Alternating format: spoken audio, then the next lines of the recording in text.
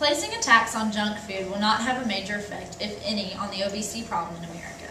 By taxing fattening foods, the government feels that this is a step in the right direction toward decreasing the obesity epidemic in our country. However, it doesn't even place it in. No matter how high the price, people will still choose to eat and purchase whatever they want. And placing a tax on fatty foods just punishes the people who eat it in moderation. Taxing fattening foods will not deter people from purchasing it. Ultimately, the people will choose to consume what they want regardless of how bad it is for them. If people do begin to notice a price difference, they'll just switch to something just as unhealthy but as cheaper. In one of the articles that I gathered my information from, the author stated that junk food taxes are also not guaranteed to reduce the overall calorie intake, as some hope it would.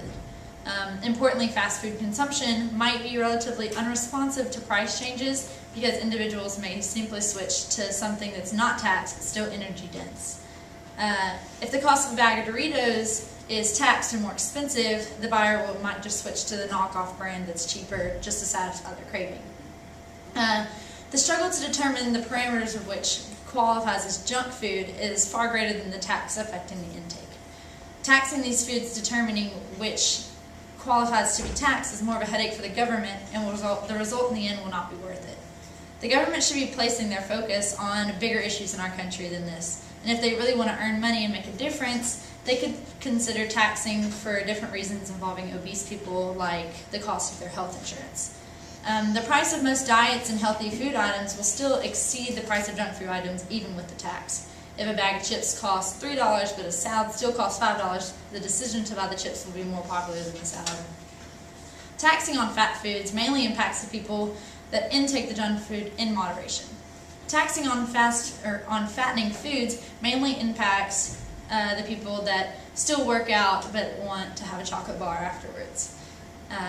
Because taxing the food will not lead towards ending or reducing obesity, taxing it only punishes the people. No matter what good intentions the government has for taxing junk food, it affects everyone regardless of their weight.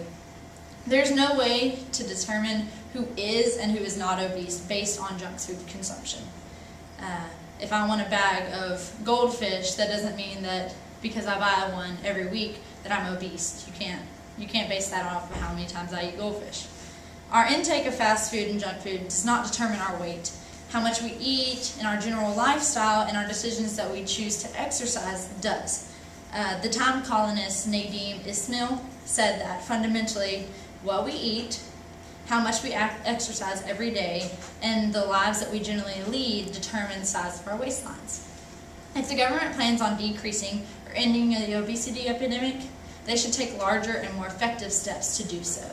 Taxing and charging the population more doesn't ever fix the problem of increasing it. People are still going to eat what they want, and you can't determine your waist size based on how much food we eat.